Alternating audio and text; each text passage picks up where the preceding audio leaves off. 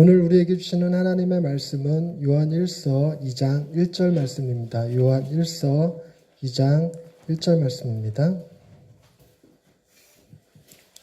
요한 1서 2장 1절 말씀 한 절이니까 다 같이 합독하십시다. 큰 목소리로 시작. 나의 자녀들아 내가 이것을 너희에게 쓰면 너희로 죄를 범하지 않게 하려 함이라. 만일 누가 죄를 범하여도 아버지 앞에서 우리에게 대언자가 있으니 곧 의로우신 예수 그리스도시라. 아멘. 이 말씀 통하여 우리에게 내뵙시기 원합니다. 아멘. 옛날에 제가 진천이라는 곳에 일이 있어서 간 적이 있습니다. 집회하러 갔었던 건데요. 그 진천에서 버스가 이렇게 한 대 지나가는데 그 버스 광고판에 그 진천에서 나오는 쌀을 광고하는 이게 붙었더라고요, 광고판이. 근데 쌀 이름이 생거 진천쌀이었습니다. 생거 진천쌀. 아침 햇살, 이런 거, 아침들이, 햇살들이, 이런 거는 들어봤는데, 생거 진천쌀은 좀 어색하잖아요. 그게 어디서 나온 거냐면, 우리 옛날 말에, 우리나라에 있던 말 중에, 생거 진천 사후 용인이라는 말이 있었습니다. 생거 진천 사후 용인이란, 살았을 때는 진천 땅이 좋고, 죽어서는 용인 땅이 좋다라는 뜻을 가지고 있습니다. 그러니까 해석에 따라서 많은 설들이 있는데 살기는 진천 땅이 평화가 넓어서 거기가 좋고 죽어서 무덤으로 쓰기에는 햇볕이 많은 용인 땅이 좋다. 용인은 무덤으로 쓰는 게 좋다. 이런 얘기였다고 해요. 근데 용인 사람들이 좋아하겠어요, 그 얘기를. 근데 다른 얘기도 있어요. 어느 부모가 있었는데 살아계실 때는 진천집 아들한테서 봉양을 받으셨고 죽어서는 용인집 아들이 제사를 지내줬다고 그래서 생거진천 사후 용인이란 말이 생겼다고도 합니다. 그런데 우리나라 옛날에 그 인기리에 방영되었던 전설의 고향이라는 프로가 있었는데 그 전설의 고향에서 생거진천 사후 용인이라는 내용으로 귀신 나오는 남양 특집 이런 걸 했었습니다. 거기에 보면 그 저승사자가 진천 땅에 와서 진천에 사는 농사꾼이었던 추천석이라고 하는 사람을 데리고 갑니다. 근데 추천석이라는 사람은 결혼한 지도 얼마 안 되고 이제 애들도 몇 명 있고 젊은 사람이었어요. 젊은 사람. 가난하지만 굉장히 성실하게 살아가는 사람이었어요. 밤에 와갖고 툭 자고 있는 추천석이를 툭툭 쳐갖고 야 일어나 가자 이러는데 딱 추천석이 눈 떠보니까 있잖아요. 그 검은 옷 쫙 빼입고 이 하얀색 여기까지 칠하고 입술 뻘겋게 여기까지 칠하고 그 갓쓴 누가 봐도 저승사자라고 여기는 사람이 가자 그러니까 얼마나 황당해. 자기 죽었다는 얘기 아니에요. 저승사자를 봤다는 얘기는 자기가 죽었다는 얘기인데 아팠던 것도 아니고 늙은 것도 아니고 사고 난 것도 아닌데 내가 왜 죽어야 됩니까? 그래서 저승사자가 오는 거는 순서가 있어도 가는 거는 순서가 없다. 세상에 너무 미련두지 마라. 오라 그럴 때 가야지 말 들어라. 그리고 데리고 가버려요. 데리고 갔는데 여러분 우리나라는요 신이 그 멀티플레이를 못해요. 그래서 지옥을 담당하는 신이 따로 있고 극락을 담당하는 신이 따로 있어요. 그러니까 지옥을 담당하는 신을 염라대왕이라고 그러고 극락을 담당하는 신을 옥황상제라고 부르거든요. 그럼 여러분들은 만약에 죽어서 둘 중에 한 분을 만나야 된다 그러면 여러분들은 만나게 될 가능성이 염라대왕이 큽니까? 옥황상제가 큽니까? 여러분들은 가시면 저승사자가 여러분들을 염라대왕으로 데리고 갈 것 같습니까? 옥황상제에게로 데리고 갈 것 같습니까? 근데 그 드라마 내에서 추천석은 그다지 나쁜 사람이 아니었거든요. 착한 사람이었어요. 성실한 사람이 있고. 근데 염라대왕 앞으로 데리고 가대? 염라대왕 앞에 데리고 가고 염라대왕이 묻는 거예요. 이름이 무엇인고? 예, 추천석이라고 합니다. 어디서 왔는고? 진천 땅에서 왔습니다. 그러니까 이 염라대왕이 승질을 확 내요. 뭐야? 진천에서 왔다고? 이런 띨띨한 저승사자를 봤나? 내가 언제 진천에서 데리고 오라고 그랬어? 용인에서 데리고 오라고 그랬잖아! 저승사자가 죄송합니다. 염라대왕이 잘못했습니다. 이랬더니 도로 데리고 내려가! 근데 다행히 살아날 수 있게 된 거예요. 그래서 진천 추천석을 저승사자가 데리고 내려갔어요. 내려가면서 그러는 거예요. 보통 3일장을 치르니까 아직 네 시신이 있을 것이다. 가서 살아나면 된다. 환생하면 된다. 하고 진천 땅으로 보내주고 자기는 용인 땅으로 용인 추천석 잡으러 갔어요.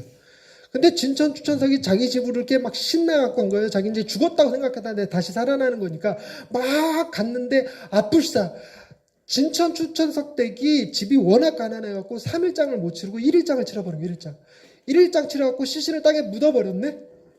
그러니까 살아나려고 해도 시신이 없는 거예요. 시신. 근데 귀신이 못하는 일도 있나 봐. 땅에 있는 거 못 파내나 봐.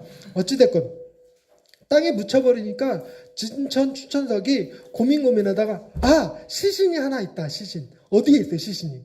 용인에 있잖아요.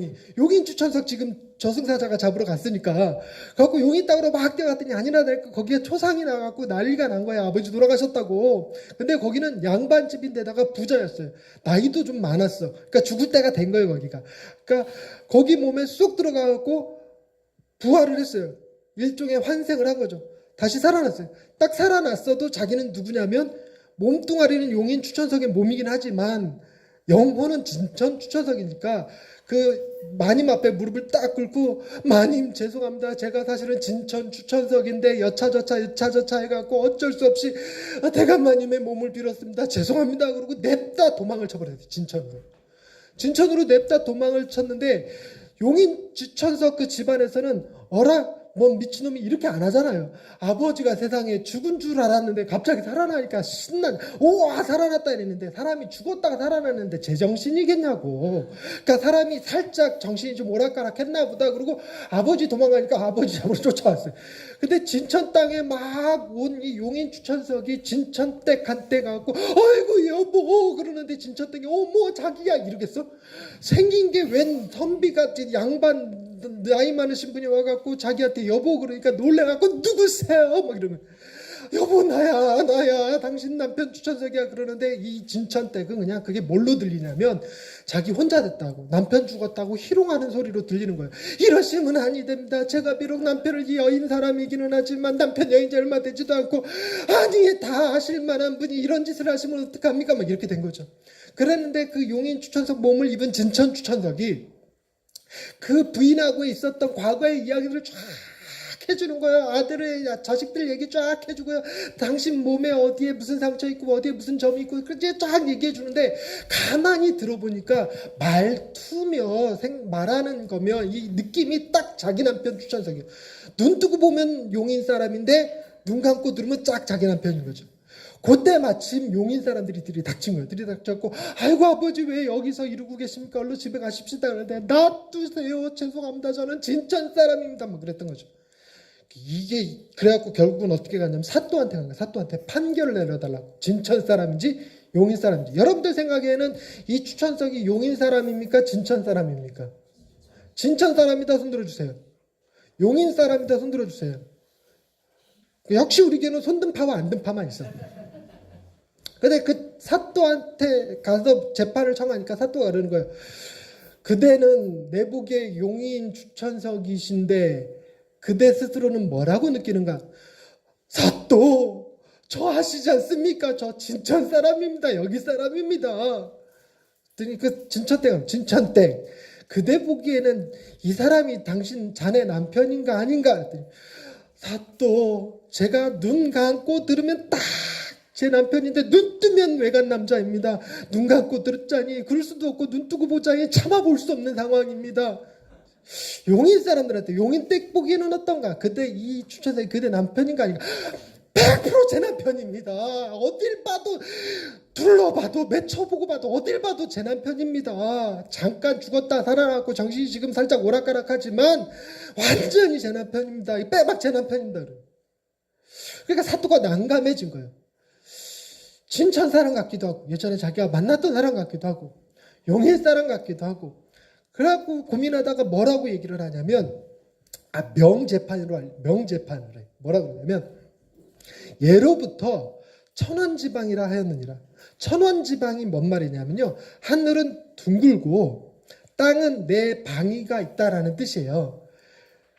그게 뭘 의미하냐면 하늘에는 하늘의 법도가 있고 땅에는 땅의 법도가 있는 거예요. 예로부터 천원지방이라 하였느니라. 하늘에는 하늘의 법도가 있고 땅에는 땅의 법도가 있으니 하늘의 법도를 따르자면 그대는 진천 사람이 맞으나 우리는 땅의 사람들이라. 땅의 법도는 사람의 외모를 보고 판단하니 그대는 용인 추천석이 맞다. 그러니 용인으로 가서 살아라 한 거예요. 그래서 용인에 가서 살았다고 해서 살았을 때 생거진천 사후 용인이라는 말이 나왔는데 아유 우리나라 모든 이야기는 다 뭘로 그래? 해피엔딩. 그죠? 그 후로 잘 살았더라 이런 거예요. 때마다 시마다 진천댁 한테 이 쌀 보내주고 비단 옷 천 보내주고 이래갖고 양쪽 다 잘 살았다 뭐 그런 얘기예요. 그런데 여러분 우리가 하나님을 믿는 사람들로서 딱 죽었는데 우리를 누군가가 데리러 왔는데 데리러 온 사람이 검은 정장, 검은 이 한복 쫙 뺏고 가 쓰고 이렇게 된 저승사자가 나타나면 좋겠어요? 심장마비로 한 번 더 죽을 판이야, 그죠? 우리는 누가 와야 되는데? 날개 6 달린 애들이 와야 되는 거 아니야, 천사들이 와서 가야 이래야 되는 거 아니야. 그런데 와 하나님은 안 계시고 염라대왕이 버티고 있다? 이러면 곤란한 거예요. 여러분 염라대왕이 진짜 신일까요? 하나님이 진짜 신일까요? 그 확신 있어요? 죽어봐야 하는 거 아니에요? 그러니까 우리가 보험을 양쪽으로 다 드러나야 되는 거지. 그러니까 어떻게 드러놓냐면 여러분 염라대왕은 하나님을 믿었다고 해서 지옥에 보낼까요? 그렇지 않습니다. 염라대왕이 판단하는 것은 누굴 믿었느냐가 아니라 어떻게 살았느냐예요. 그래서 네가 착한 일을 많이 했느냐 안 했느냐예요. 근데 반대로 하나님은 또 어떨까? 하나님은 하나님을 믿지 않고 염라대왕을 믿으면 지옥 보낼까 천국 보낼까? 그건 지옥 보내. 하나님은 무조건 누구를 믿었느냐 대상이 중요해요. 대상이. 그러니까 만약에 죽어서 하나님이 계시면 우리는 참 좋은 일이지만 하나님이 안 계시면 여러분들이 뭐 했을 경우면 좋은 경우에 착하게 살았을 경우에만 여러분은 착하게 사셨습니까?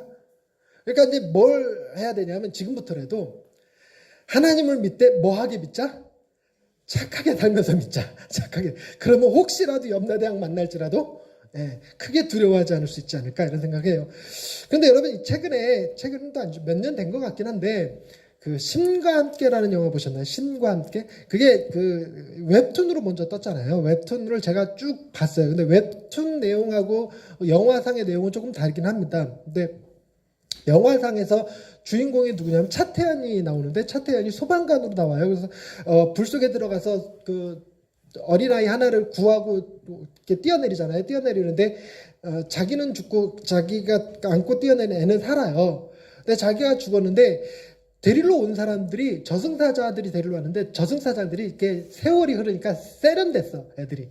그러니까 세련된 하정우가 그러니까 3차사라고 해갖고 하정우랑 누구 2명이랑 이렇게 여자 하나 남자 하나 이렇게 데리고 오잖아요. 하나는 호위무사고 하나는 책략가고 뭐 이러는데 걔네들이 3차사라고 해서 나오는데 걔네들이 이렇게 그 차태현을 데리고 저승으로 가는 거예요. 저승으로 가는데 특이하게 7번의 재판을 거쳐서 가요. 그래서 우리나라 이 사상 가운데 49제가 사람이 죽으면 49제를 지내잖아요. 그 49제가 일주일에 한 번씩 제사를 지내는 것을 의미하는데 제사를 지낼 때 제사상을 차려놓는 이유가 돌아가신 분 드시라고 차려놓는 게 아니라 재판할 때 그 신에게 재판 받을 때 우리 돌아가신 분 고인이 되신 우리 아버지 어머니 혹은 우리 사랑하는 그 누구를 잘 봐달라는 뇌물로 신에게 바치는 음식이 제사예요. 그 49제. 그래서 마지막에 염라대왕까지 만나는 건데 이 차태현을 데리고 가는 하정우가 그 어떤 조건이 걸려 있었냐면 이렇게 일정한 수의 사람들을 환생시키면 7번의 재판을 완전히 다 통과시켜서 환생을 시키면 자기들도 환생할 수가 있는 거예요. 자기들도. 그래갖고 이 차태현이 마지막 사람들이 차태현까지만 환생을 시키면 이 3차사들이 자기들도 환생할 수 있는 거예요. 그러니까 차태현이 7재판을 잘 통과하는 것이 3차사들에게 아주 중요한 일이었던 거예요. 그런데 다행히도 이 3차사인 하정우가 제법 똘똘해요. 이게 그 추천석 데리고 갔던 저승사자만큼 저승사자처럼 띨띨하지가 않았던 거예요. 그래갖고 데리고 갑니다. 데리고 가서 첫 번째 재판을 가는데 거기가 무슨 검수지옥인가 칼날 막 이렇게 나오는 검수지옥 살인한 사람들 죽이는. 근데 차태현이 사람을 죽이지는 않았는데 여러분 우리식으로 생각을 하면요 첫 번째 재판에서부터 우리는 여러분 사람 죽인 적 있어요 없어요? 없죠. 그런데 기독교 윤리는 좀 더 심해. 누가 살인한 자요? 사람을 죽인 자가 살인한 자가 아니라 뭐 한 자도 살인한 자다? 욕한 자들도 살인한 자예요. 형제에게 화를 낸 자도 살인한 자예요. 그러니까 여러분들은 검수지옥에서 다 칼날로 평생을 그러고 살아야 될 만큼, 아니 우리가 형제를 다 미워하잖아요, 그죠? 아무리 어떤 사람일지라도 모든 세상의 모든 사람을 사랑받기에 합당한 사람으로 여기고 살아가지는 않잖아요, 그죠? 여러분 세상에 있는 모든 사람을 다 사랑받기에 합당한 사람이라고 여기십니까? 외국인 근로자들 사랑받기에 합당한 사람들입니까?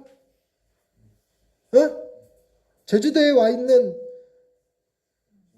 아니 망명 신청한 사람들, 난민들은 사랑받기 합당한 사람입니까? 그건 또 대답들을 못 하십니까? 사랑받기 합당한 사람들이에요. 세월호 계속 지금도 막 관련자 색출하라고 막 그러는데, 그런 사람들도 사랑받기 합당한 사람입니까? 아니면 도가 지나친 사람들입니까? 사랑받기 합당한 사람들이죠. 이렇게 대답하기가 힘든가 봐. 점점 난이도를 높여갈 건데. 세월호 사건의 주범들 사랑받기 합당한 사람들입니까?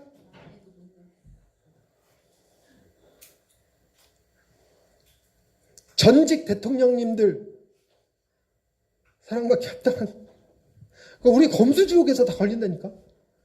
그렇게 하고 몇 번을 가요. 두 번째인가 세 번째인가 뭐 거짓말한 사람들, 뭐 네 번째가 도둑질한 사람들, 뭐 한 사람들, 심지어 마지막에 천륜지옥, 그러니까 천륜을 범한 사람들이 가는 지옥.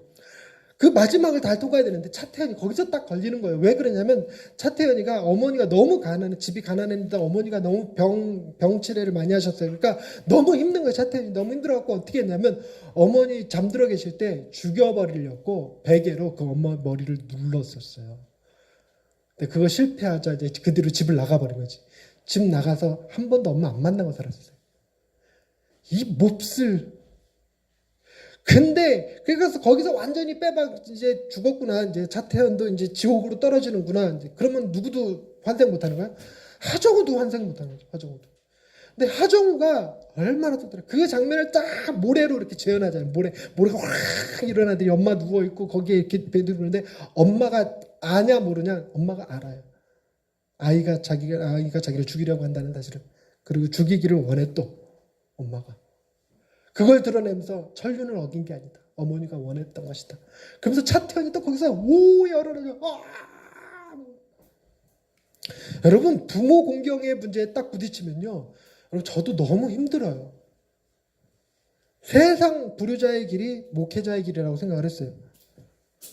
목회자의 길. 명절 때 친척집에 이렇게 외갓집에 외할아버지 이렇게 만나러 가면 외할아버지 항상 저를 무릎 꿇쳐놓고 한 30분 막 뭐라 그런 것이, 목사가 되기 전에 사람이 먼저 되라.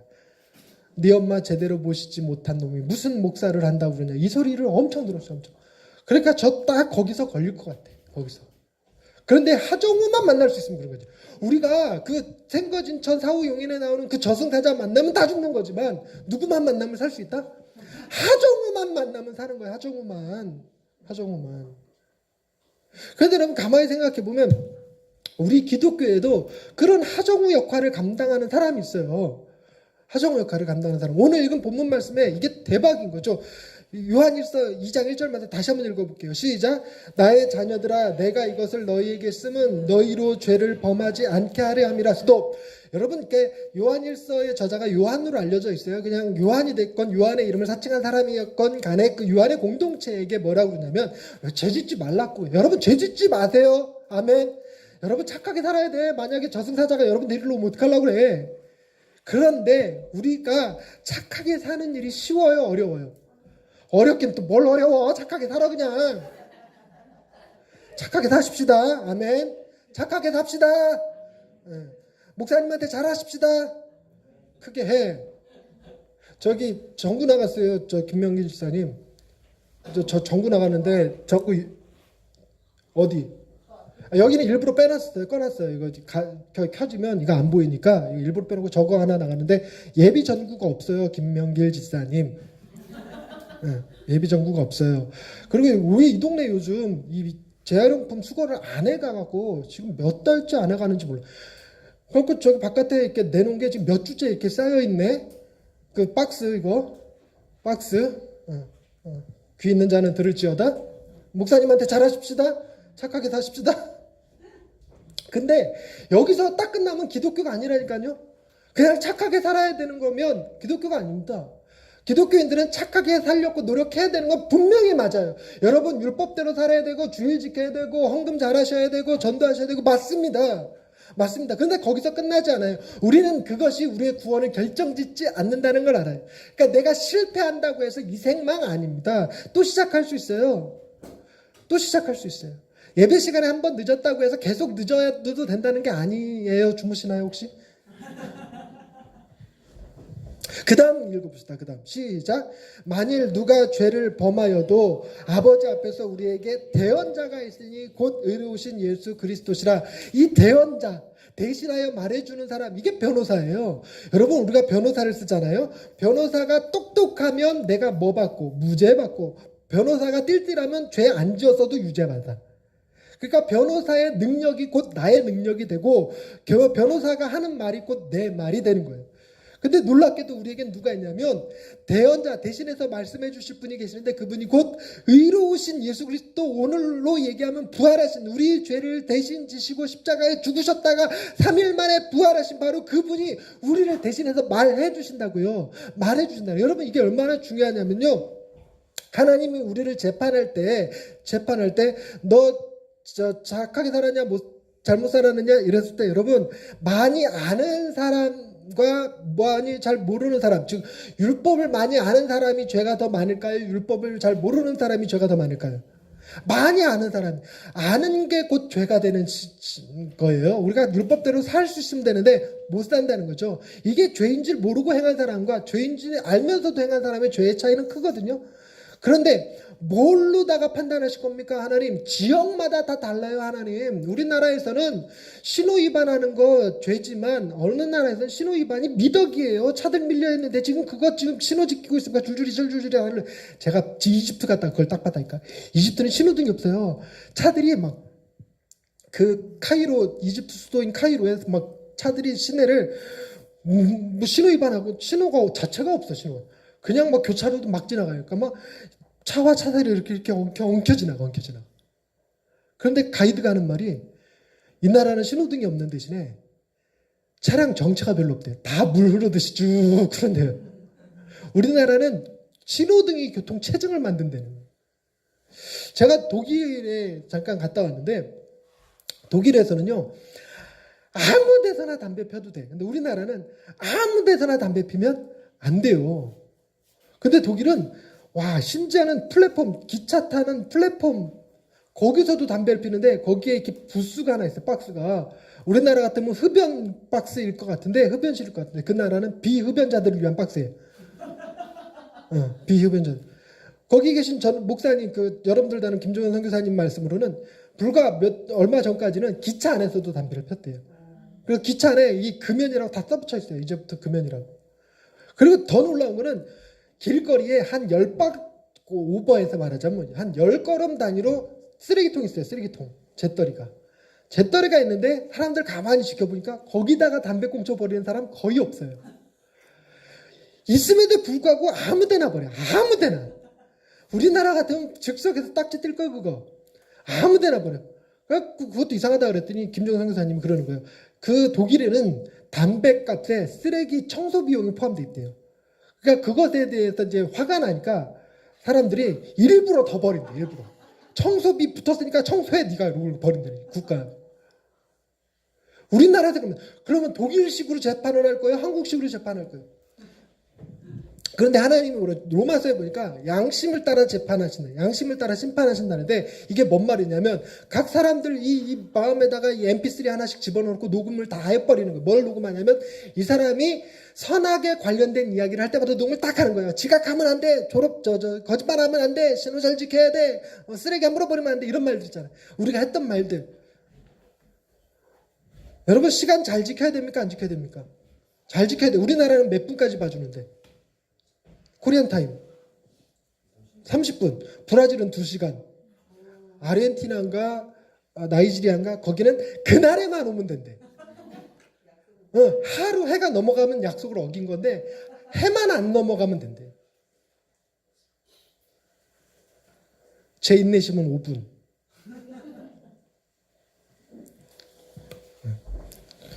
다음 주부터 30분, 30분 늦어도 된대. 그러면 설교 중간에 들어오는 거예요.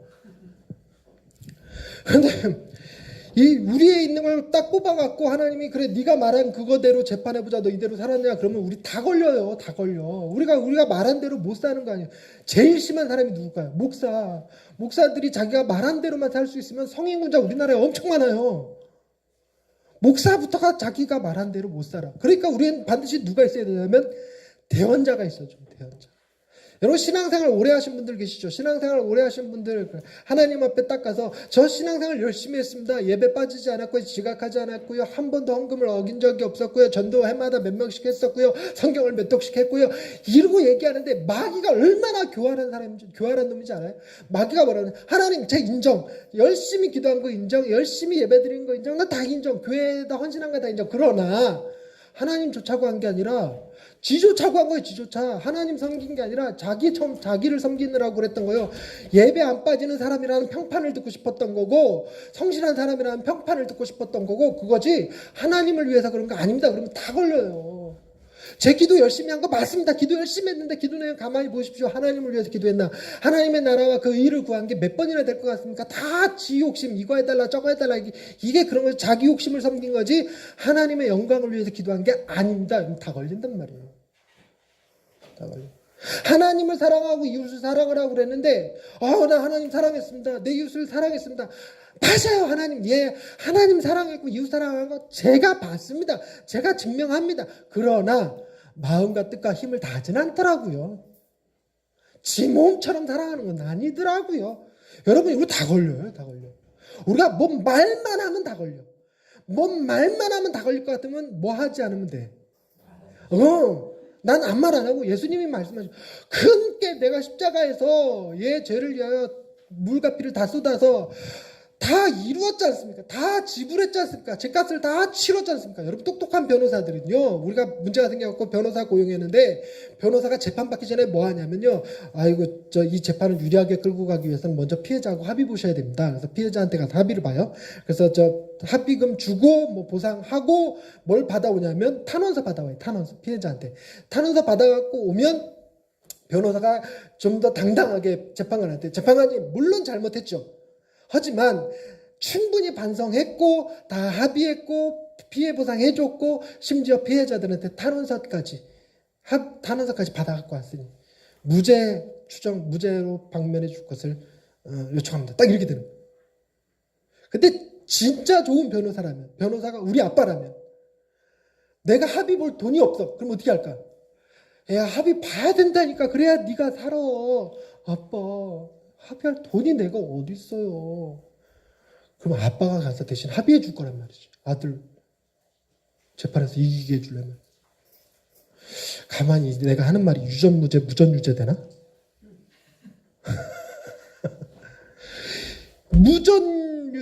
유전무죄 대신에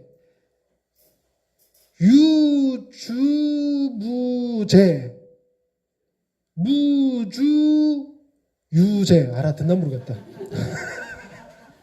우리에게 주님만 계시면 주님이 다 해결해 주시는 거예요. 주님이 내가 이를 위해서 내 생명까지 내어줬지 않습니까? 내가 지금 이 사람을 용서해달라는 얘기가 아닙니다. 이 사람에게 긍휼을 베풀어 달라는 얘기가 아닙니다. 이 사람에게 자비를 달라는 게 아니고 다시 한번 기회를 달라는 얘기가 아닙니다. 저는 주장합니다. 이 사람은 무죄입니다. 마귀가 옆에서 아무리 그래도 그렇지 그때 예수님이 손바닥을 딱 보이시면서 그 손에 박힌 못자국 보여주시면서 샤타마우스 해버리면 된다고요. 우리는 아무 말 안 해도 오직 우리 안에 계신 누가? 대언자 되신 예수 그리스도께서 우리를 위하여 친히 말씀하시는데 그 대언자 되신 예수 그리스도가 어떤 분이라고 오늘 성경에서 표현하고 있습니까? 의롭다라고. 의롭다. 제가 한 얘기를 기억하시면서 리마인드 해보십시오. 여러분 변호사가 띨띨하면 누가 띨띨한 거다? 내가 띨띨한 거예요. 변호사가 똑똑하면 누가 똑똑한 거다? 내가 똑똑한 거예요. 결과가 그렇게 되지. 결과가 변호사가 의로우면 누가 의로운 거야? 그렇지. 말은 참 잘하는데 계란을 안 사왔어. 의로우신 주님께서 너를 위해서 계란을 용서해 줄 거야. 내년에는 내가 독촉할 거야 매일. 계란 구워와. 찜질방에 가갖고 계란 다 이렇게 찜질방 그 돌 밑에다 쫙 깔아놨다가 3일 뒤에 꺼내오면 돼. 그럼 더 넣어요. 가서.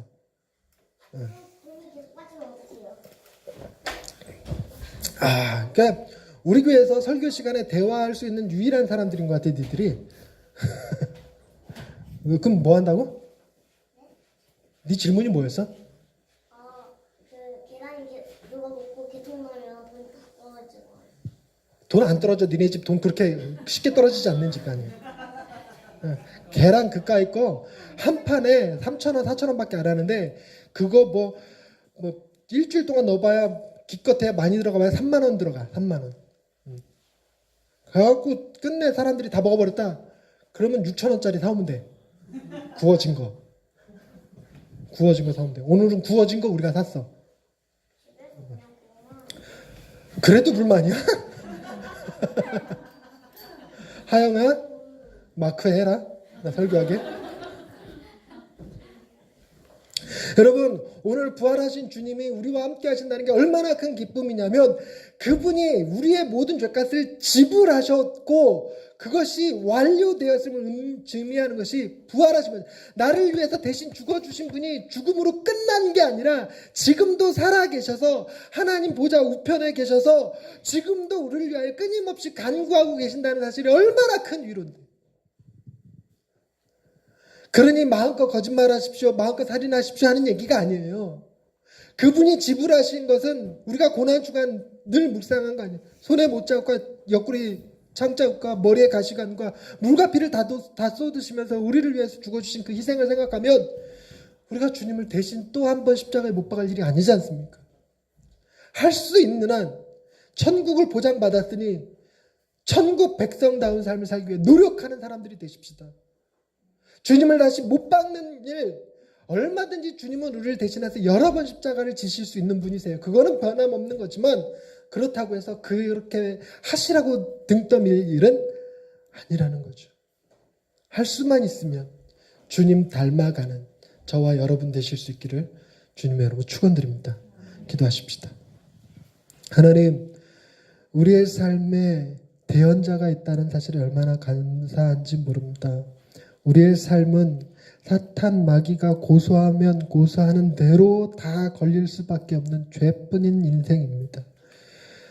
하나님 앞에 그 어떤 변명을 해도 소용없는 것이 우리의 행위입니다. 기도를 얼마나 했건, 헌금을 얼마나 드렸건, 주일 성수를 얼마나 했건, 가난한 자들을 얼마나 돌봤건 간에 그것이 결코 나의 구원을 장담하지 못함을 압니다. 우리의 구원은 오직 우리를 위하여 십자가를 지신 예수 그리스도, 우리를 위하여 부활하신 예수 그리스도 그분에게 있음을 고백합니다.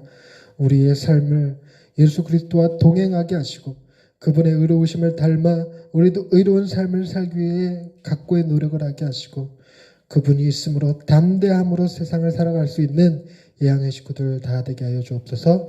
예수님의 이름으로 기도드립니다. 아멘.